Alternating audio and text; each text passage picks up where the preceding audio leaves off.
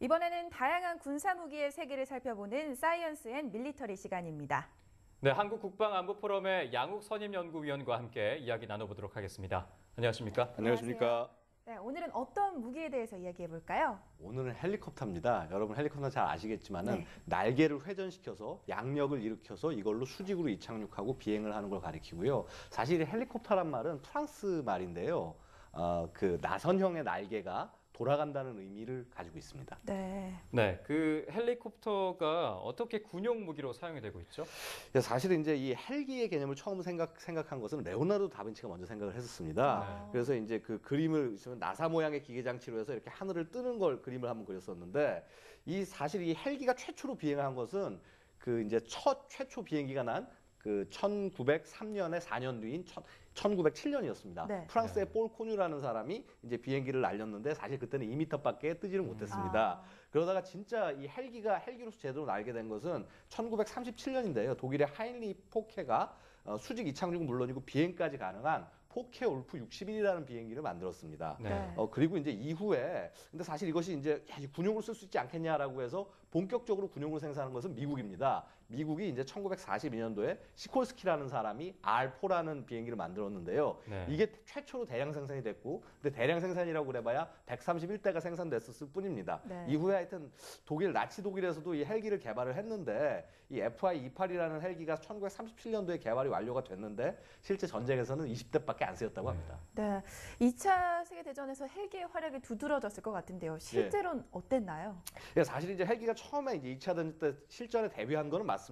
근데 하지만은 이게 도대체 이 비행기를 어떻게 써야 되지를 잘 용도를 네. 몰라서 그냥 이거 지원하고 관측만 하면 끝이겠다 이렇게 사용이 됐었습니다. 하지만 이 헬기가 그 진가를 발휘한 것은 대한민국, 그러니까 한국 전쟁에서였습니다. 우리가 산악 지역이 많고 그러다 보니까 이거를 네. 일반 비행기로는 이착륙을 못하고 그래서 이 환자를 뒤로 나른다거나 안 그러면 이제 관측을 한다거나 또 떨어진 조종사를 구한다거나 이런 임무에 많이 쓰였고요. 이후에 이제 베트남 전에서는 이 한국 전쟁의 경험을 살려서 본격적으로 여기에 병력도 싣고 그다음에 이렇게 폭탄도 장착해서 이제 떨구고 이런 임무로 사용하게 되었습니다. 네. 네. 저도 사실 군대를 갔다 와서 예. 대충 헬기에 대해서 얘기를 들었지만 예. 그 군용 헬기에 대한 종류가 어떻게 되고 예, 또 예. 어떻게 구분을 할 수 있는지 예, 예. 좀 알려주시죠. 일단은 이제 임무에 따라서 크게 한 네 가지로 나눌 수가 있는데요. 우선은 이제 물자하고 병력을 실어나누는 기동 헬기, 수송 헬기 요게 하나가 있고요. 네. 그다음에 이제 지상에 있는 적 부대나 혹은 전차를 공격할 수 있는 공격 헬기와 무장 헬기 이게 또 한 무더기가 됩니다. 그다음에 해군 배에서 운용을 해서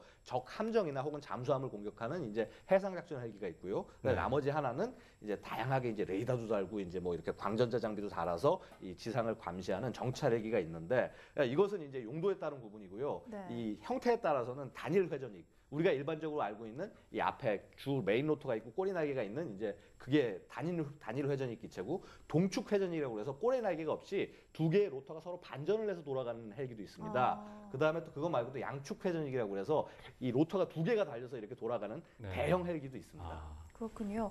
네. 현재 대표적으로 활용되고 있는 군용 헬기 어떤 것들이 있는지 소개 좀 해주시죠. 예, 군용 헬기에서 가장 이제 대표적인 것은 일단 수송 헬기에서는 여러분 들어보시겠지만 영화 제목도 있죠. 블랙호크 네. 다운. 예, 블랙호크가 있습니다. UH-60이라는 헬기고 원래 미군이 주로 사용하는 건데 우리나라 군에서도 이제 한 200대 가량이 사용이 되고 있습니다. 그리고 이제 대형 수송 헬기로 CH-40 시노크라는 게 있는데 이게 말씀드렸듯이 양축 회전익 날개가 두 개가 돼 있어서 이제 할 수 있고 네. 병력을 최대 50명, 55명까지 실을 수가 있습니다. 한 12톤 정도의 물건을 나를 수도 있고요. 그 다음에 이제 공격 헬기로 대표적인 아파치 공격 헬기가 있는데 헬파이어 미사일이라는 것을 해서 한 거의 10km 떨어져서 전차를 공격을 할 수도 있고요. 30mm 기관포가 있어서 이 기관포만 맞아도 이 차량이 막 거의 그 파괴가 되고 이제 그런 능력을 가졌습니다. 공산권에서는 이제 MI-24 하인드나 혹은 이제 까모프란 헬기가 있는데 까모프란 헬기는 이렇게 역시 이제 동축 회전이 되는 이제 회전익의 헬기고 그 다음에 중국도 Z10이라고 그래서 국산 공격 헬기를 만들고 있습니다. 그렇군요. 예. 우리나라 같은 경우에는 좀 지형이 복잡해서 헬리콥터가 좀 뜨기에 예. 좀 유용할 것 같은데 예. 미래 얘기를 해보지 않을 수가 네. 없을 것 같아요. 예. 미래 군용 헬기는 어떻게 변화가 될까요? 모양새가 좀 바뀌고 있습니다. 우리가 일반적으로 아는 앞에 주날개가 있고 이제 뒤에 꼬리 날개 있는 이런 것이 아니라 네. 이 틸트 로터 헬기라고 그래서 양쪽의 엔진을 위아래로 바꿔가면서 위로 올려서는 수직으로 뜨고 이착륙을 하고 그다음에 앞으로 돌릴 때는 일반 비행기처럼 날아가는 네. 틸트 로터 관계라는 게 있습니다. MV-22 오스프리라는 항공인데요. 이거 같은 경우는 이제 이미 최고 속도가 500km가 되는데 보통 헬기가 300km밖에 속도가 안 나옵니다. 최대 네. 아무리 빨라봐야. 네. 그래서 거의 2배 가까운 속력을 낼 수 있습니다. 이외에도 또 굉장히 좀 새로운 기종이 등장을 했는데요. 시콜스키라는 회사에서 X2라는 기종을 개발했습니다. 그래서 보면은 이제 이 위에 동축 회전익 방식으로 하고 있고 뒤에 프로펠러가 있는데 이게 그 좌우로 조절하는 게 아니라 이 추력을 주는 겁니다. 그래서 이 앞으로 나가게 하는 힘을 이제 뒤에 주는데 그래서 속력이 이것도 한 450km 정도까지 낼 수 있어서 이 미래 헬기로서 앞으로 각광받지 않을까 예상이 됩니다. 네, 지금보다 더 빠른 속도의 비행 성능은 물론이고 안정성과 그리고 이 디자인까지 멋지게 갖추게 될 미래의 또 헬리콥터 기대가 됩니다. 오늘 말씀 고맙습니다. 예, 감사합니다.